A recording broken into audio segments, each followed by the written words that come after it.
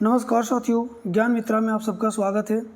अभी हम लोग देखने वाले हैं 17 अगस्त 2022 को जो पूछा गया था क्वेश्चन थर्ड शिफ्ट का साइंस और जीके जीएस का करने वाले हैं। ऑलरेडी हम लोग फर्स्ट शिफ्ट का और सेकंड शिफ्ट का करवा चुके हैं।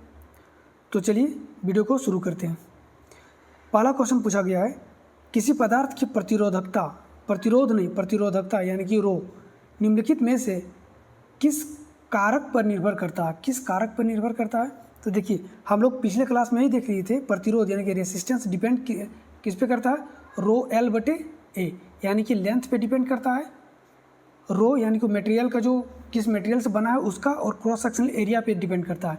लेकिन रो अब यहाँ पे पूछ दिया क्या, रेसिस्टिविटी डिपेंड करता है उस पदार्थ की नेचर पे, प्रकृति पे और टेम्परेचर पे। ये दो चीज़ पे डिपेंड करता है। ठीक है, तो इसका आंसर क्या हो जाएगा, यहाँ सिर्फ टेम्परेचर दे रखा है तो इसका टेम्परेचर हो जाएगा आंसर। ठीक है, तापमान। यही चीज़ यहाँ पे नीचे में पूरा लिखा हुआ है, आप लोग इसको आराम से एक बार पढ़ लीजिएगा। ठीक है, किस पे डिपेंड करता है, किस पे नहीं डिपेंड करता। हाँ, एक चीज़ है, देखिए धातुओं में अगर तापमान को बढ़ाते हैं तो उसकी प्रतिरोधकता बढ़ती है। किस पे, धातुओं में। जबकि अर्धचालक यानी सेमीकंडक्टर में प्रतिरोधकता क्या होता है, घटती है। ठीक है, जैसे जैसे हम लोग किसी भी धातु में टेम्परेचर बढ़ाएंगे ना तो उसकी प्रतिरोधकता बढ़ती जाती है, लेकिन सेमीकंडक्टर में उसकी प्रतिरोधकता घटेगी। जस्ट इसका उल्टा होता है। चलिए नेक्स्ट क्वेश्चन है, निम्नलिखित में से कौन सी विद्युतीय ऊर्जा की वाणिज्यिक इकाई है। तो आप लोग को पता होगा किलोवाट घंटा, और 1 किलोवाट घंटा बराबर होता है 3.6 × 10⁻⁶ जूल। गार्ड कोशिकाएं पिछले क्लास में ही बता चुके हैं। गार्ड कोशिकाएं क्या होता है, गार्ड कोशिकाएं किस प्रक्रिया में सम्मिलित होते हैं। तो आप लोग को पता है गार्ड कोशिकाएं हम लोग बताते हैं तो ट्रांसपीरेशन, ठीक है, जिसको हम लोग वाष्पोत्सर्जन कहा कहते हैं। तो गार्ड कोशिका कौन सा होता है, देख लो, इस तरह बीन शेप का होता है। ठीक है, एक ये होता है और एक इस तरह से होता है दूसरा। ये होता है गार्ड कोशिका और ये होता है स्टोमाटा। ठीक है, पत्तियों में इस तरह का होता है स्ट्रक्चर। ठीक है, तो ये हो गया आपका आंसर, क्या हो जाएगा, ट्रांसपीरेशन। कार के रियर व्यू यानी कि रियर व्यू दर्पण के रूप में प्रयुक्त एक उत्तल दर्पण की फोकस दूरी 2 मीटर है। अब देखिए, उत्तल दर्पण का पूछा गया है तो उत्तल दर्पण कैसे बनेगा, ये। ठीक है, उत्तल दर्पण का फोकस दूरी, तो उत्तल दर्पण का फोकस दूरी ये होता है फोकस, और यहाँ से यहाँ तक को बोलते हैं फोकस दूरी, ये वाला। ठीक है, और ये दे रखा 2 मीटर, तो 2 मीटर, और ये पॉजिटिव में होगा क्योंकि राइट साइड बन रहा है, दर्पण के पीछे बन रहा है। यदि कोई बस दर्पण से 3 मीटर की दूरी पे है तो अब किधर होगा, दर्पण के सामने होगा बस, 3 मीटर की दूरी पे है। अगर यहाँ से इसका 3 मीटर की दूरी पे है, ठीक है, तो प्रतिबिंब कहाँ बनेगा ये पूछा गया। तो बोला कि प्रतिबिंब कहाँ बनेगा, इमेज जो है कहाँ फॉर्मेशन होगा। तो देखिए, इमेज कहाँ पे पर फिक्स है कि इसका पीछे ही बनेगा, ये पीछे बनेगा। तो अब देख लीजिए दर्पण के पीछे कौन कौन सा, एक ये होगा, एक ये होगा। दर्पण का सामने तो बनेगा नहीं। ठीक है, अब कौन सा होगा इसका आंसर, तो इसके लिए अब हम लोग न्यूमेरिकल देख लेते हैं। ठीक है, न्यूमेरिकल हम लोग को पता है, एक मिनट, हाँ, एफ दे रखा, फोकस दे रखा 2 + 2, और जो यू दे रखा है, ऑब्जेक्ट दे रखा है -3, क्योंकि ये इधर है, हम पहले बता चुके हैं। ठीक है, अब दर्पण फॉर्मूला हम लोग को पता था 1/f इक्वल टू होता है 1/u + 1/v, यही तो होता है दर्पण फॉर्मूला। ये चीज़ दर्पण फॉर्मूला लिखा है। ठीक है, अब हम लोग को निकालना क्या है कि इमेज निकालना है, मतलब ये वाला इसको निकालना, 1/v को निकालना। 1/v को निकालने के लिए 1/u को इधर करना पड़ेगा। जब 1/u को इधर करेंगे तो ये नेगेटिव में आ जाएंगे, यानी कि 1/v बराबर 1/f - 1/u हो जाएगा। चलिए इसको लिख लेते हैं, तो 1/v बराबर 1/f - 1/u हो जाएगा। ठीक है, अब सबका वैल्यू पुट करो, तो f का वैल्यू दे रखा कितना, 2, तो हम लिख सकते हैं 1/v बराबर 1/2 माइनस, और इसका वैल्यू दे रखा है, u का वैल्यू दे रखा -3, ये माइनस माइनस मिलकर प्लस हो जाएगा। तो देखिए 1/v बराबर 1/2 और फिर प्लस 1/3। अब इसको निकालो, 3 दूनी 6, तो ये नीचे में क्या आ जाएगा, 6 हो जाएगा, और 3 और 2 5। ठीक है, इतना आ जाएगा। अब इसको अगर सॉल्व करेंगे तो कितना आ जाएगा, 1/2 मीटर। ठीक है, 1.2 मीटर। ठीक है, इसको सॉल्व कर लीजिएगा, 1.2 मीटर आ जाएगा, और दर्पण के पीछे बनेगा। निम्नलिखित में से कौन सा ब्लीचिंग पाउडर का उपयोग नहीं है? तो ब्लीचिंग पाउडर का उपयोग कौन सा नहीं? पानी को शुद्ध करने में यानी कीटाणु को मारने के लिए किया जाता है। सोडा अम्ल अग्निशामक के रूप में किया जाता है। कई रासायनिक उद्योगों में किया जाता है, जैसे कि आप लोग ब्लीचिंग जिसको बोलते हैं, ब्लीचिंग में उसमें भी किया जाता है। जो कपड़े में दाग और इंक के दाग लग जाता है उसके लिए भी किया जाता है, लेकिन बेकिंग केक बनाने में सेकने के लिए नहीं किया जाता इसकी यूज़। ठीक है। मृदा अपक्षय जिसको हम लोग बोलते हैं सॉइल डिग्रेडेशन, ठीक है, आजकल एक प्रमुख पर्यावरणीय समस्या है। इसे रोकने के लिए कई तकनीकें अपनाई जाती हैं। इनमें से कौन सा विकल्प गलत है? गलत विकल्प को चुनना है। फसल चक्रण, ये बिल्कुल इसको अपनाया जाता है, एक के बाद एक फसल लगाया जाता है जिससे कि सॉइल डिग्रेडेशन ना हो। ठीक है। उसके बाद सीढ़ीनुमा खेती कल ही बताए थे पिछले क्लास में। उसके बाद अधिचारण नहीं होगा, क्योंकि अगर हम अधिक चराई करते हैं, अगर जो हम मवेशिया है उससे अगर हम लोग अधिक चराई कर देंगे तो उससे इसका कोई नहीं बनता है। ठीक है। वृक्षारोपण भी होता है। तो इसका आंसर क्या हो जाएगा? सी। चलिए अगला क्वेश्चन है, एक गर्भ निरोधक तकनीक जो गर्भाशय के भीतर शुक्राणु को फेगोसाइटोसिस को बढ़ाती है, यह वो कौन सी है? तो देखिए उसी को बोला जाता है कॉपर टी, और इसी को बोला जाता है IUCD, इंट्रा यूटेरिन कॉन्ट्रासेप्टिक डिवाइस। ठीक है। इसका आंसर हो जाएगा कॉपर टी। न्यूलैंड के अष्टक में किन दो तत्वों के गुण समान पाए जाते हैं? तो किन दो? पहला तत्व 8वां तत्व पहले के बराबर होगा, पहले जैसा होगा। तो इसका आंसर क्या हो जाएगा? लिथियम और सोडियम। ये लिथियम अगर पहला है तो सोडियम 8वां तत्व हो जाएगा, और ये दोनों एक दूसरे के बराबर होता है। मतलब बराबर कहने का मतलब है कि दोनों तत्वों का गुण समान होता है। ठीक है। चलिए नेक्स्ट है, निम्नलिखित में से किस जीव में लिंग निर्धारण आनुवांशिक रूप से नहीं हो, जेनेटिकल नहीं होता है? ठीक है। घोंघा जो होता है ना, इस पर जेनेटिकल नहीं बल्कि वो पर्यावरण, उस समय का जो एटमॉस्फेरिक जो टेम्परेचर है उस पर डिपेंड करता है कि इसका लिंग क्या होगा। समूह 16 यानी कि ग्रुप 16 में निम्न में से किस तत्व में सर्वाधिक धात्विक गुण पाया जाता है? तो देखिए आप लोग जब 16 में कौन कौन सा था? और एक होता है पोलोनियम। ठीक है, PO।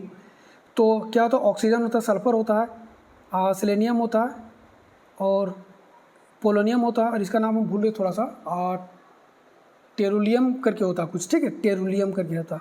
तो ये इस तरह से होता है। तो जैसे जैसे हम लोग नीचे आएंगे ना, तो उसका जो धात्विक गुण होता है वो बढ़ते जाता है। तो पोलोनियम का सबसे ज़्यादा हो जाएगा। क्या हो जाएगा? पोलोनियम का सबसे ज़्यादा हो जाता है। इसको याद रखने का तरीका क्या है? ओम शंकर से तेरी पूजा। ठीक है, तो इस तरह से आप लोग याद रख सकते हैं इसको। कुत्ता कहाँ भौंकने लगा? निम्नलिखित में से कौन सा कथन गलत है? अब आपको गलत कथन को चुनना है। ठीक है। किण्वन की प्रक्रिया में ऑक्सीजन को आवश्यकता होती है? नहीं, बिल्कुल नहीं, आवश्यकता ऑक्सीजन का नहीं होता, ये सही है। श्वसन के प्रथम चरण में पायरुविक अम्ल का निर्माण होता है। हाँ, पायरुविक अम्ल का निर्माण होता है और ग्लूकोज टूटता है। ये पिछले क्लास में हम बता चुके हैं। ग्लूकोज टूटता है और 2 पायरुविक एसिड बनाता है। ठीक है। माइटोकॉन्ड्रिया में ऑक्सीजन की सहायता से एसिडिक अम्ल नहीं बनता है। ठीक है, ये गलत हो जाएगा इसका। ठीक है, मैं यानी कि यही सही हो जाएगा। ये गलत है, नहीं ये सही है, और गलत ही पूछा है। इसका आंसर क्या हो जाएगा? डी।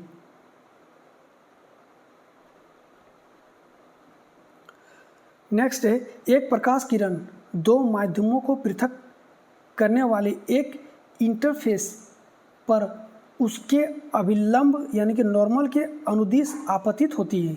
ठीक है, रिफ्रैक्टिव होती है। आपतित किरण और अपवर्तित किरण के बीच का कोण क्या होगा? देखिए इसको समझते हैं। है क्या कि पूछा कि 2 माध्यम है। ठीक है, ये एक ले लेते हैं, इधर मान लेते एयर है और इधर वाटर है। ठीक है, इधर एयर है और इधर वाटर है। अब यहाँ से नॉर्मल है, अब कोई रे इधर आ रहा है इस तरह से। ठीक है, रे आ रहा है, लेकिन यहाँ रेयर मीडियम है, यहाँ डेंस मीडियम है। डेंस मीडियम के कारण ये अभिलंब की ओर झुक जाता है, ना कि ऐसे इसको जाना चाहिए ऐसे, लेकिन ये अभिलंब की ओर झुक जाता है। ये एक एंगल बनाता है, यहाँ भी एक एंगल बनाता है, यहाँ भी एक एंगल बनाता है, तो ये कुछ एंगल बना के चलता है। लेकिन क्वेश्चन पूछा कि एकदम ये अभिलंब में ही आ रहा है। और हम लोग को पता है कि जब भी कोई चीज़ अभिलंब में आता है ना, रे कोई भी सरफेस है उस पर अभिलंब की ओर आता है तो उसी डायरेक्शन में चला जाता है, यानी कि 0 डिग्री का कोण बना के जाएगा। यहाँ पे भी सेम चीज़ होगा, इस पर जब आएगा रे इस तरह से और ये सीधा निकल जाएगा, कहीं पे भी डाइविएट नहीं करेगा, सीधा चला जाएगा। यानी कि एंगल कितना बनाएगा, 0 डिग्री का बनाएगा, 0 डिग्री का एंगल बना के जाएगा। देखिए वही चीज़ यहाँ पे लिखा हुआ है। नेक्स्ट है, निम्न में से कौन सी मानव कोशिका अपने आकार बदलने में, ये हम बता चुके हैं पहले भी, ये WBC होता है, ये अमीबा की तरह होता है, ये अपना शेप चेंज कभी ऐसा तो कभी ऐसा अपना शेप चेंज कर सकता है। ठीक है, ये क्या था, WBC वाइट ब्लड कॉर्पस्कल्स। ठीक है, यदि हम डैश में अमोनिया का विलयन मिलाते हैं तो सफ़ेद अवक्षेप बनेगा, सफ़ेद अवक्षेप बनेगा। किस में मिलाते हैं, तो देखिए जब भी हम लोग एल्युमिनियम क्लोराइड विलियम में जब भी हम लोग अमोनिया विलियम मिलाते हैं, यानी कि अमोनियम हाइड्रोक्साइड को मिलाते हैं, तो एल्युमिनियम हाइड्रोक्साइड बनता है, जो कि एक सफ़ेद प्रेसिपिटेट होता है, यानी कि अवक्षेप होता है। ठीक है, इसका यहाँ पे पूरा रिएक्शन दे रखा, आप लोग देख लीजिएगा। ठीक है, इसका आंसर क्या हो जाएगा, एल्युमिनियम क्लोराइड। निम्न रासायनिक अभिक्रिया का संतुलित समीकरण क्या होगा। देखिए इसको कुछ नहीं, इसको सिर्फ आपको बैलेंस कर देना था। देखिए ये बैलेंस है, बाकी कोई भी बैलेंस नहीं था। ठीक है, और यहाँ पे आपको इजी कर दिया था एग्जाम में कि आपको पूरा का पूरा यहाँ पे ये भी दे रखा है, बेरियम सल्फेट एल्युमिनियम क्लोराइड को जब हम लोग मिलाते हैं तो क्या बनता है, रिएक्शन करवाते हैं तो बेरियम क्लोराइड और एल्युमिनियम सल्फेट बनता है। यही चीज़ है, इसको सिर्फ बैलेंस करना था बस, और कुछ भी नहीं। आप लोगों को तो बैलेंस करना इतना आता ही होगा। ठीक है, इसको बैलेंस कर दीजिएगा, ये आ जाएगा। चुंबक के क्षेत्र में लंबवत स्थित कुंडली की गति के कारण उसमें प्रेरित धारा की दिशा ज्ञात करने के लिए निम्न का उपयोग किया जाता है। किसका उपयोग किया जाता है, धारा की दिशा ज्ञात करना है, किसका करेंगे तो फ्लेमिंग के दाएं हाथ के नियम। मोटर में किसका होता है, फ्लेमिंग के बाएं हाथ के नियम। ठीक है, ये हो जाएगा फ्लेमिंग के दाएं हाथ के नियम। और पिछले क्लास में भी बता चुके हैं, अंगूठा क्या दिखाता है, चालकता की गति और बल की दिशा को, तर्जनी चुंबक के क्षेत्र को दिखाता है, और मध्यमा किसको दिखाता है, प्रेरित धारा की दिशा को दिखाता है।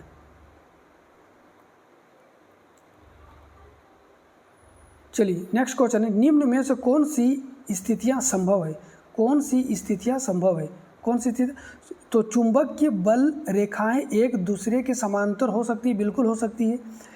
चुंबक की बल रेखाएं संकेंद्रित वृत्त हो सकता है, बिल्कुल हो सकता है। चुंबक की बल रेखाएं एक दूसरे को कभी भी प्रतिच्छेदित नहीं करती, यानी कभी भी किसी को चुंबक की रेखा अगर ये है तो एक दूसरे को कभी भी नहीं काटेगा, ये काट ही नहीं सकता। ठीक है, ये हो जाएगा इसका, यानी क्या पूछा, स्थितियाँ संभव, यानी सही पूछा तो ए और बी सही हो जाएगा, सी गलत हो जाएगा। तो ए और बी कहाँ दिया है, ए और बी सही हो जाएगा, यानी कि 1 नंबर पे इसका आंसर हो जाएगा। एक छात्र किसी गोलीय दर्पण का उपयोग करके सूर्य का प्रतिबिंब कागज पर फोकस करता है और जिससे कागज जलने लगता है। दर्पण के बारे में कौन सा कथन सही है, कौन सा कथन सही है। यह एक अवतल दर्पण है, बिल्कुल यह अवतल दर्पण होगा फोकस करने के लिए। ठीक है, इसकी फोकस दूरी धनात्मक होगी, इसकी फोकस नहीं, अवतल दर्पण की कभी फोकस दूरी धनात्मक नहीं ऋणात्मक होती है। ये रहा अवतल दर्पण ना, इधर होता तो ऋणात्मक होता, ये तो गलत हो जाएगा। यह एक अभिसारी है, बिल्कुल ये ए और सी हो जाएगा। तो ए और सी कहाँ पे, ए और सी पहले में दे रखा। ठीक है,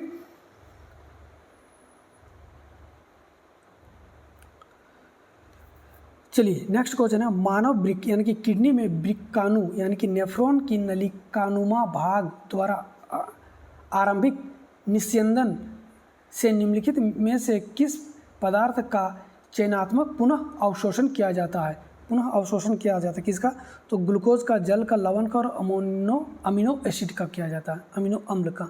इसका आंसर हो जाएगा।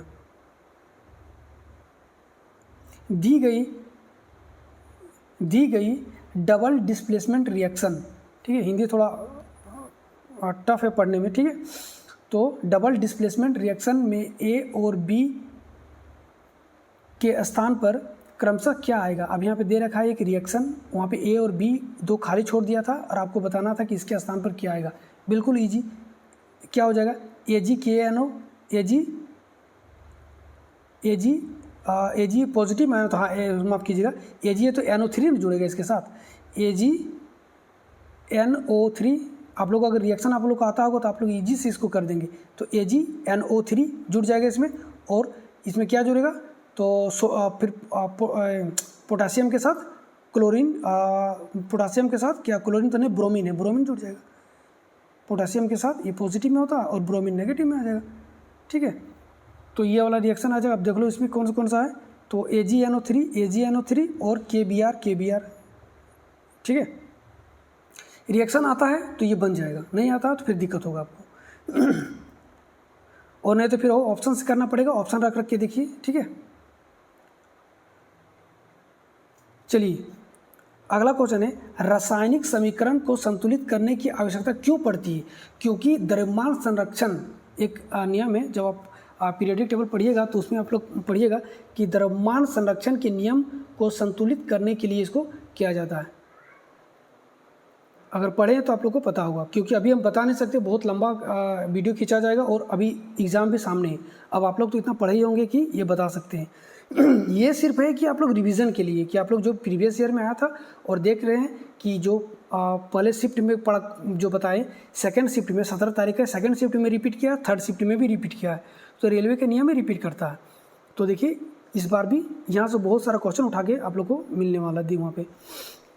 चलिए ये देखिए, कल ही हम बताए हैं, यानी कि पिछले क्लास में ही बताए, गहरे समुद्र में पानी का रंग नीला दिखाई देता है, क्यों, स्कैटरिंग ऑफ लाइट के कारण दिखाई देता है। और इसका पूरा हम चार्ट बना के दे दिए थे, पॉइंट बाय पॉइंट क्या था। ठीक है, तो ये क्या होता है, सूर्य के नीले प्रकाश का स्कैटरिंग यानी कि प्रकीर्णन सबसे ज़्यादा होता है। दो तार ए और बी, चलिए ये मस्त क्वेश्चन पूछा गया था, दो तार ए और बी एक ही पदार्थ से निर्मित है, यानी कि इसका जो है ना रेसिस्टिविटी यानी कि रो जो है सेम है, और इसकी लंबाई समान है, और इसकी लंबाई भी समान है, एल भी समान है। ये तो ख़त्म हो जाएगा, एल को हम लोग यूनिट मान लेंगे। ठीक है, समान है, लेकिन इसके अनुप्रस्थ काट का क्षेत्रफल भिन्न भिन्न है, यानी कि क्रॉस सेक्शनल एरिया अलग है, और तार एक का प्रतिरोध तार बी के प्रतिरोध का 16 गुना है, यानी कि ए बराबर 16 बी हो जाएगा। ठीक है, ए का जो प्रतिरोध है वो 16 बी के बराबर हो जाएगा। ठीक है, बराबर है, तो ए और बी के अनुप्रस्थ काट का क्षेत्रफल क्या होगा।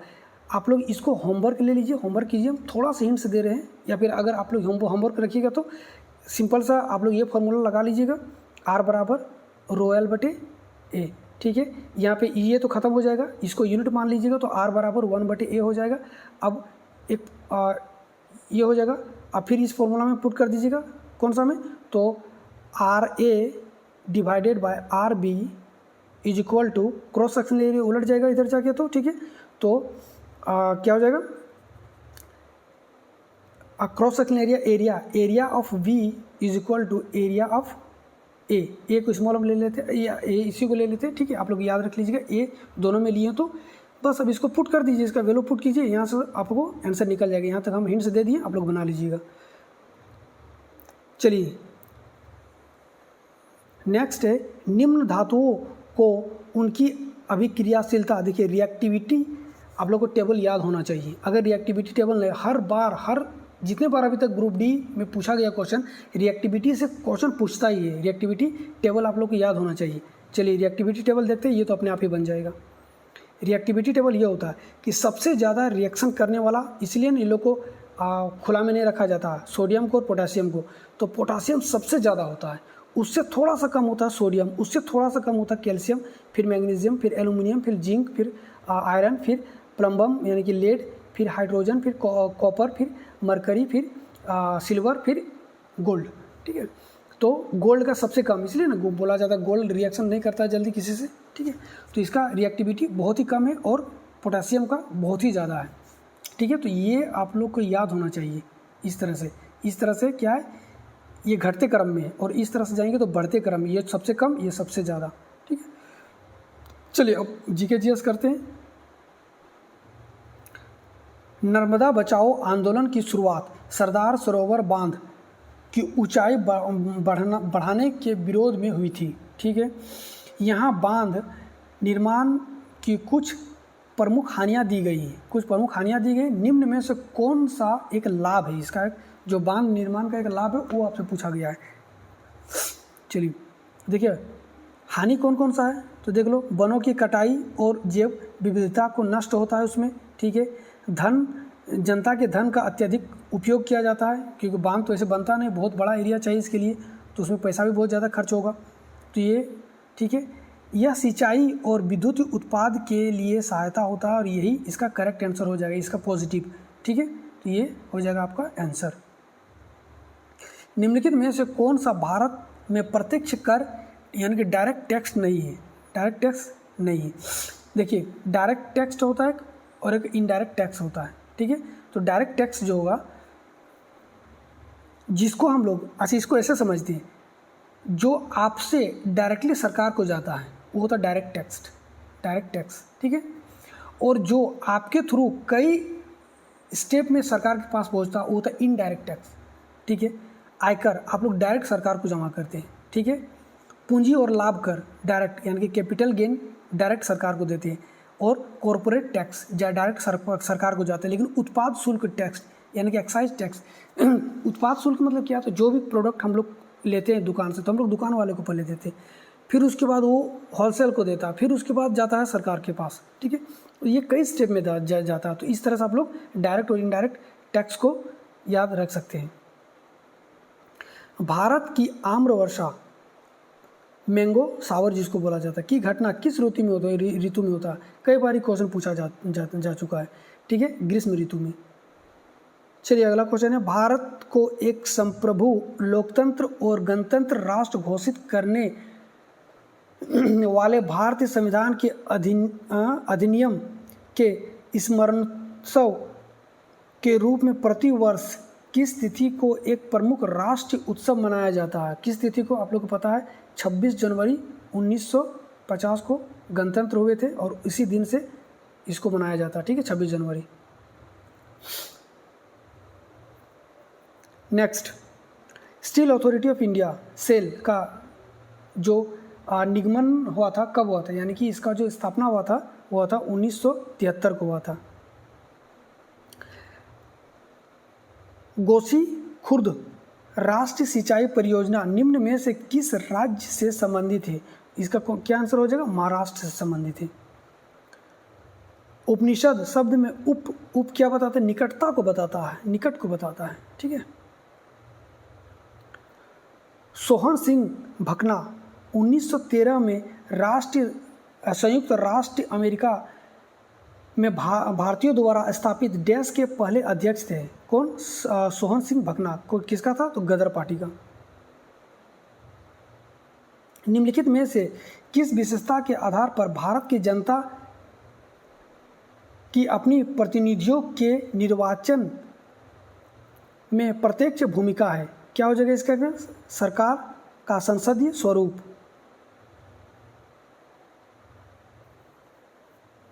एक मिनट, सरकार का संसदीय स्वरूप।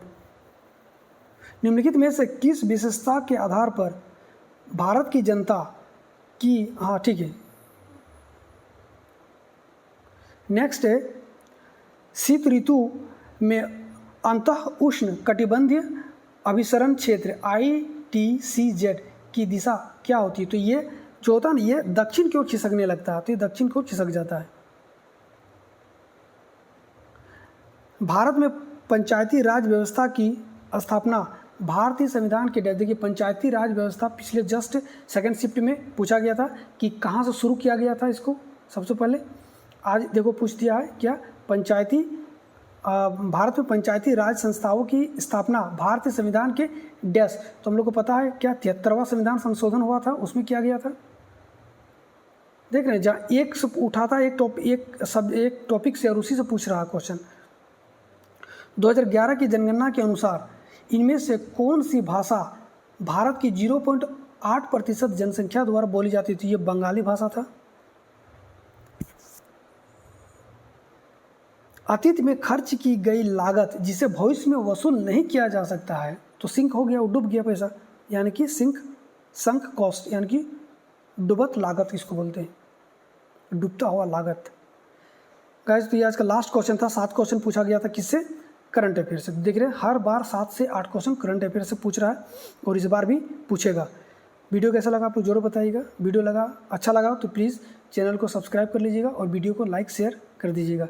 वीडियो देखने के लिए थैंक यू। तब तक के लिए जय हिंद, जय भारत।